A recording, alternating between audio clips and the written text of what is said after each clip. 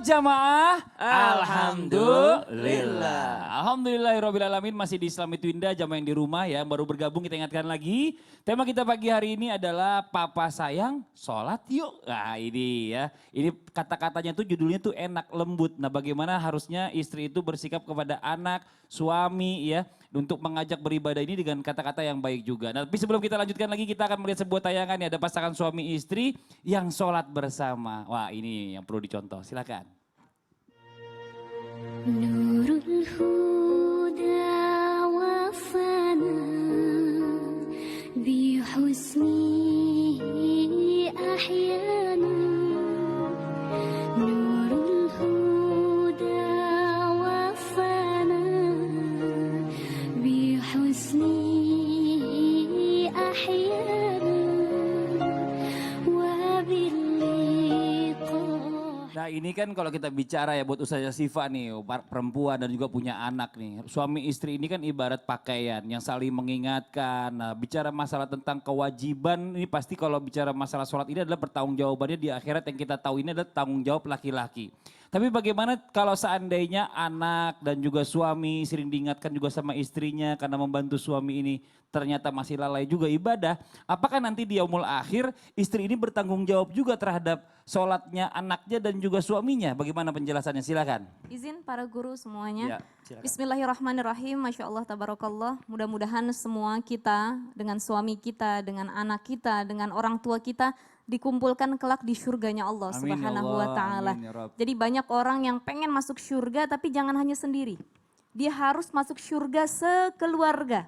Jadi banyak ya seminar-seminar, webinar atau acara-acara dimanapun mengatakan masuk surga sekeluarga. Ayo masuk surga sekeluarga, itu benar.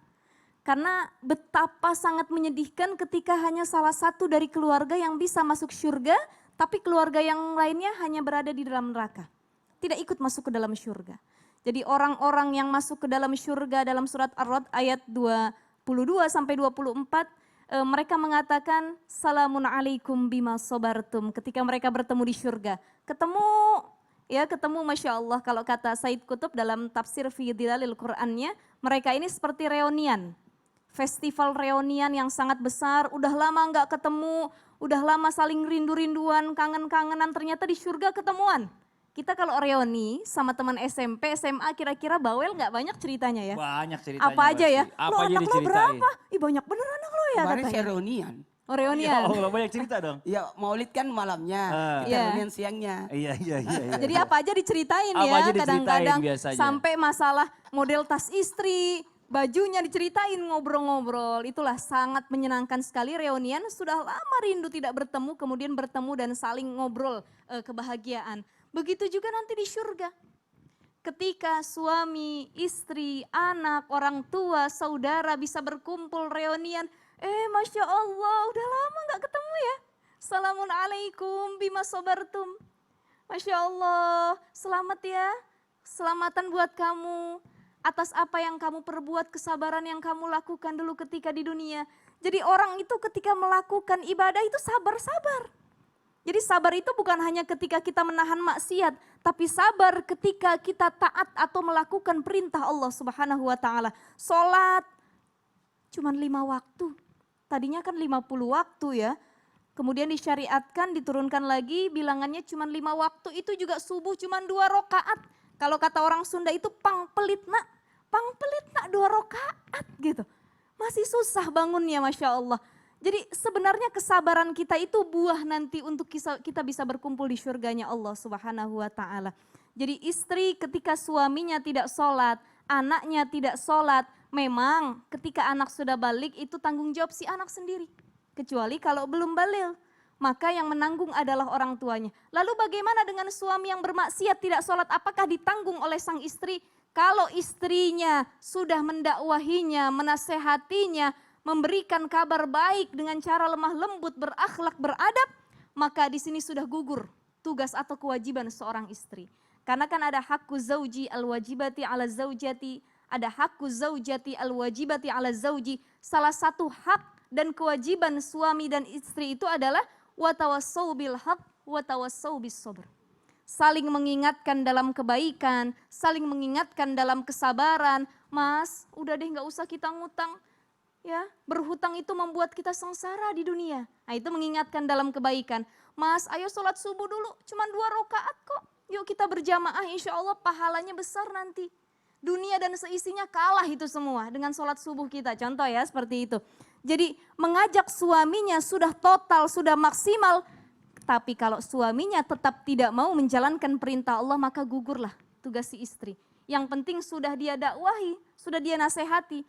Masalah nanti masuk surga atau tidak, bersama atau tidak itu urusannya Allah Subhanahu wa ta'ala.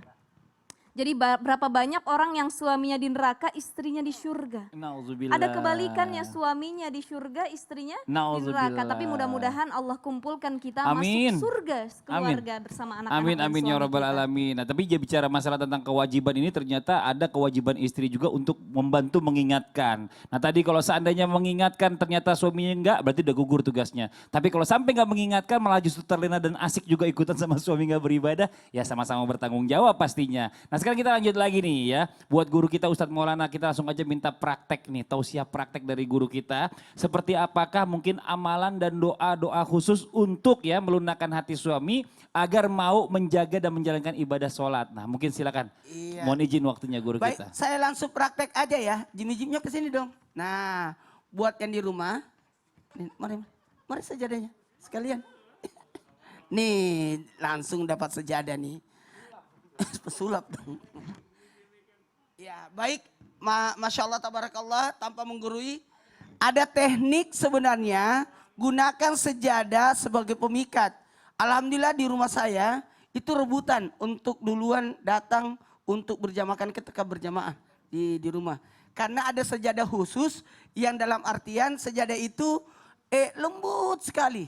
Jadi saya lihat anak-anak pada rebutan dengan sejadah itu. Kalau Anwar memang ada sajadahnya nggak boleh. Anak saya juga sama, waktu sholat taraweh kemarin di rumah pandemi kan itu berebutan sajadah itu. Waduh ya Allah. Itu sajadah itu khusus itu. Jadi gunakan sejadah. Masya Allah tabarakallah. Kita praktek dulu ya. Untung sepatu saya ini yang gampang dibuka ya. Nah yang pertama, teknik yang terbaik baca Quran. Jadi baca Quran supaya suami ikut merasa. Jadi sosok wanita yang baik itu tiap hari ada waktu khusus. Mungkin 30 menit atau 10 menit sebelum waktu sholat ngaji. Sehingga suami merasa nggak enak. Jangan diumpetin sepatu saya ya. Enggak, saya cuma geser doang. Saya tahu itu sepatu saya diumpetin. Aku lihat dari kamera itu dia. Kemudian apa lagi? Saya balikin lagi tuh. Ya terus. Zikir. Perbanyak zikir. Jadi itu amalan yang pertama mengaji dulu. Sosok suami akan malu merasa, istrinya lagi di mana nih? Oh, udah di atas sejadah. Itu almarhumah juga begitu, alhamdulillah. Saya selalu ingat almarhum selalu ada atas sejadah, ngaji dulu dan sebagainya, jadi enak. Yang berikutnya yang kedua adalah banyak zikir, ada amalan zikirnya. Kemudian yang ketiga adalah berdoa. Nih, kalau sejadah dipakai doa ada caranya gini. Mohon izin, mudah-mudahan bisa dipraktekkan. Kalau pada waktu sholat titip sejadah sama suami. Suamiku sejadah ini dibawa ke masjid ya. Otomatis suaminya pasti ke masjid kan. Betul. Karena sejadah ini sebentar saya menggunain. Bisa Mas Fadli duduk di sini? Oh iya boleh. Iya. Biar nggak ngumpetin sepatu ya. Iya. Menghadap ke sini dong. Oh ngadep ke sini. Saling berhadapan. Iya. Ustaz Sam boleh praktekin. Jadi saya tinggal melaksanakan. Iya. Duduk bersila. Nih buat bapak-bapak ibu-ibu bisa dipraktekkan di rumah. Oh iya, agak maju. Lutut ketemu lutut. Oh, ini kalau nggak ada beseknya nggak enak nih. Jadi sejadah yang sudah dipakai sholat buat ibu-ibu yang di rumah. Jadi usahain sejadah yang sudah dipakai oleh suami dari sholat. Itu sebaiknya disimpan di sebelah kanan ibu. Jadi nanti dipraktekkan buat anak. Nah coba bacain di atas di sini palanya. Kebalik. Ini bapaknya. Iya, ini bapaknya, ini anaknya. Berarti lebih muda. Ini bapak anak apa gimana? Iya. Dia gak konsen. Iya terus bacain apa? Ustaz Sam jadi anaknya. Iya. Pasalnya Ustaz Sam kan apalan Quran. Iya. Tidak bisa. Iya. Ustaz Sam aja jadi bapaknya ya. Iya nggak apa-apa. boleh. Kelihatan Anaknya kok gede. gak apa-apa. Dia kan lebih tua dari saya. Ayo lanjut. Belum Coba potong kumis di, lagi. di kepalanya dipegang. Di sini, Ustaz Sam, Zat. ya. Ubun-ubun. Ubun-ubunnya dipegang. Maaf ya, Mas Fadli. Bacain Rabbi Sidini ilma. Coba. Rabbi zidni ilma Warzuqni warzuqni fahma. Ya. Kemudian di telinganya surah Ali Imran ayat 200. Kanan dulu apa kiri dulu, Sat? Kanan dulu baru kiri. Kanan berarti ini, Sat Ya. ya. Tangan Ya. kanan gimana nih? Ya. Ya. Bacakan ya ayyuhallazina amanu Ya isbiru. ayyuhalladzina amanu sabiru wa sabiru wa rabitu wattaqullaha la'allakum tuflihun. Kirinya lagi. Ya ayyuhalladzina amanu sabiru wa sabiru wa rabitu wattaqullaha la'allakum tuflihun. Di mulutnya. Surah doanya Nabi Musa, Rabbi syrah li sadri wa Ya. Dari Ya. Seolah-olah aja. Ya. Rabbi syrah li sadri wa yassir li amri wahlul 'uqdatam min lisani yafqahu qawli. Kemudian di dua pundaknya. Ya. Jadi tangannya orang tua itu di pundak. Jadi ini dipraktekkan buat anak sesuai tangan Ustaz Sifa supaya sekeluarga masuk surga. Ubun-ubun telinga 2, mulut baru pundak, Sat ya. Pundak. Ya. Ya Allah muliakan di dunia dan di akhirat, tambahkan ilmunya, tambahkan Amin. ketakwanya, berikan kesehatan. Amin. Baru Amin. baca salawat dari sini. Sasab dipegang dua-dua. Ya. Allahumma salli ala Sayyidina Muhammad wa ala ali Sayyidina. Ambil sejadah, pukulkan. Gitu. Oh. Supaya setannya kabur. Oh iya iya iya. Nah itu. Udah kabur bener Ustaz itu tadi. Iya. Ini boleh naik lagi nih. Jadi sejadah ini bisa dipraktekkan.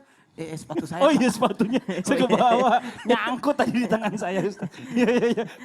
Aduh ya Allah. Jadi teknik itu lalu beritahukan suami titip sejadah itu akan saya gunain untuk Oke. mengobati anak yang nakal dan sebagainya. Masya Allah, dan bisa ada praktekin nanti buat Iya. jamaah yang ada di rumah. Sekarang kita lanjut lagi nih ya buat Ustaz Syam nih bagaimana para istri di zaman Rasulullah dan para sahabat ya terdahulu dalam mengajak suaminya untuk beribadah terutama sholatnya mungkin langsung jadi ke sirah aja nih silakan mohon izin Ustaz Syam silakan. Baik, bismillahirrahmanirrahim. Tabik guruku Ustadz Maulana, Mas Fadli dan Ustazah Syifa.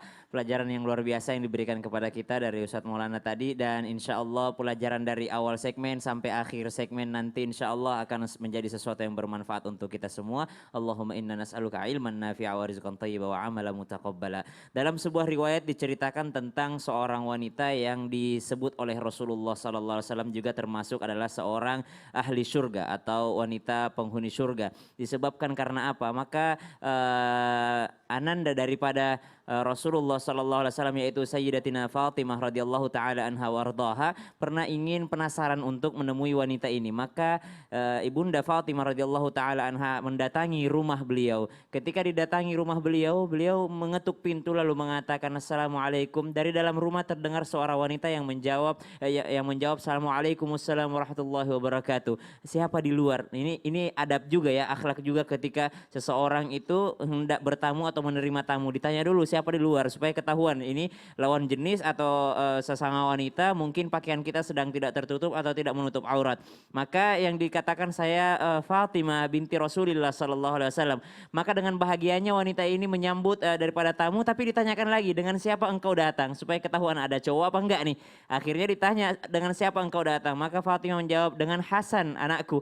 Maka kata wanita ini bolehlah engkau datang dulu besok, jangan datang hari ini karena saya belum meminta izin kepada suamiku supaya kalau ada seandainya ada laki-laki untuk masuk ke dalam rumahku. Maka bertanya Bunda Fatimah, ini cuma anak kecil dan dia juga belum balik juga, dia adalah anakku Hasan. Maka kata wanita ini, pokoknya saya mau minta izin dulu sama suami saya kalau seandainya ada lawan jenis yang hendak masuk ke dalam rumah saya. Keesokan harinya Ibunda Fatimah radhiyallahu taala anha wardaha datang lagi ke rumah wanita ini, lalu wanita ini mengatakan dengan siapa engkau datang? Saya bersama Hasan. Engkau cuma berdua, saya sudah minta izin dengan suamiku. Saya datang dengan adiknya Hasan, Husain. Maka kata wanita ini, kau bisa datang besok lagi karena saya hanya meminta izin untuk Hasan, saya belum minta izin untuk Husain. Maka besoknya datang lagi Ibunda Fatimah barulah disambut karena sudah diizinkan dua Hasan dan Husain.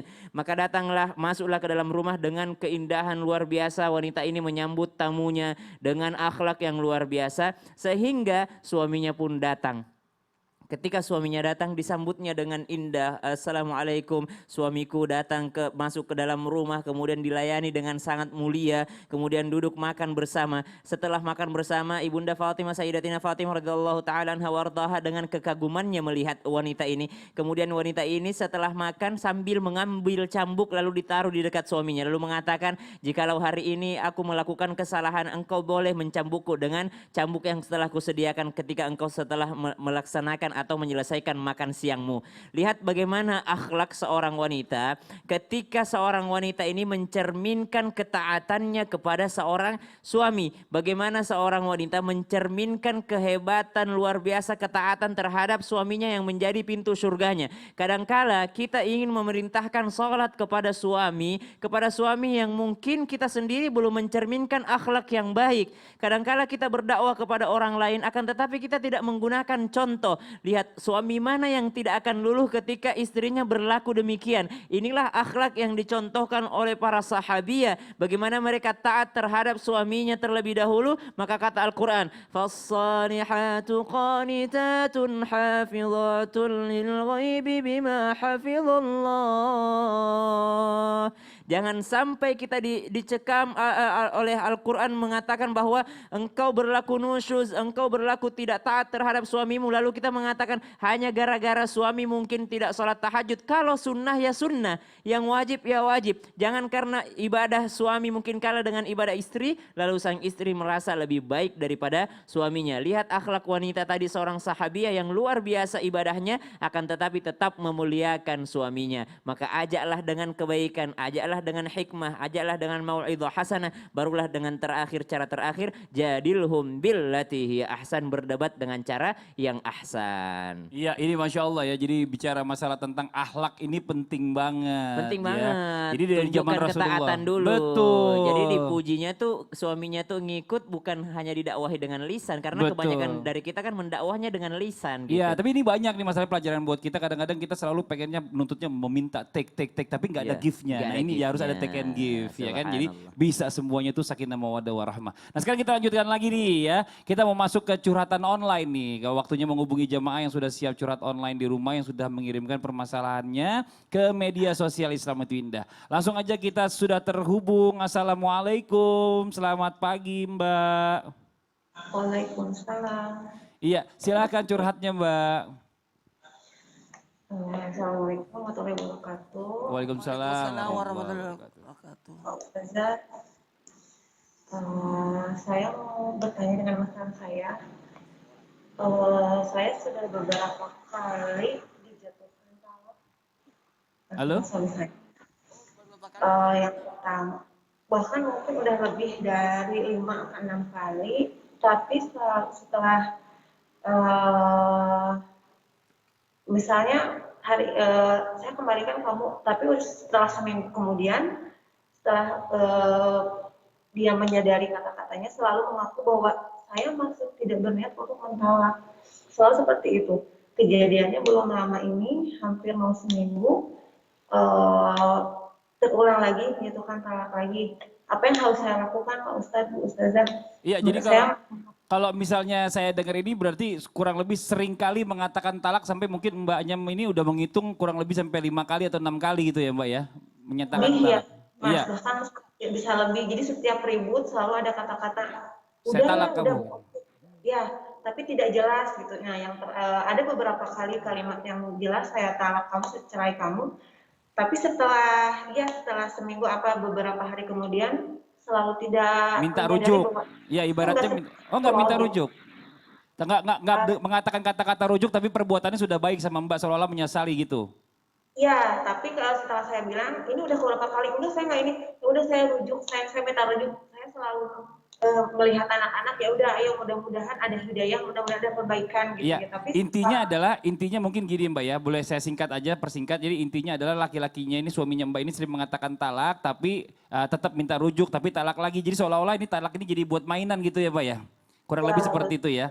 Oke, mungkin kita minta penjelasan dari Ustazah Syifa dulu, mungkin bisa menjawab, silakan Ustazah Syifa. Wah ini gawat sekali, Masya Allah Ibu. Suami itu kan punya hak prerogatif ya ketika memberikan talak gitu. Iya. Jadi istri Nggak kan tidak main-main bisa ini. tapi suami lah yang punya hak tersebut. Nah jadi seorang suami itu memang mulutnya tidak boleh asal ceplos, apalagi dalam kata-kata talak gitu. Kemarin sudah kita jelaskan talak itu terbagi dua, ada talak sorih, ada talak kinayah.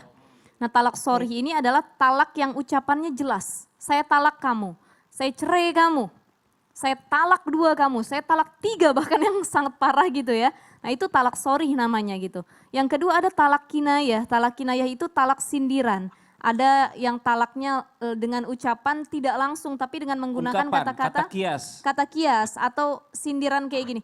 Kamu ya, udah saya males hidup sama kamu, pulang kamu ke orang tua kamu. Nah contoh, saya males hidup lagi sama kamu pulang aja ke rumah orang tua kamu. Itu namanya talak kinayah, sindiran.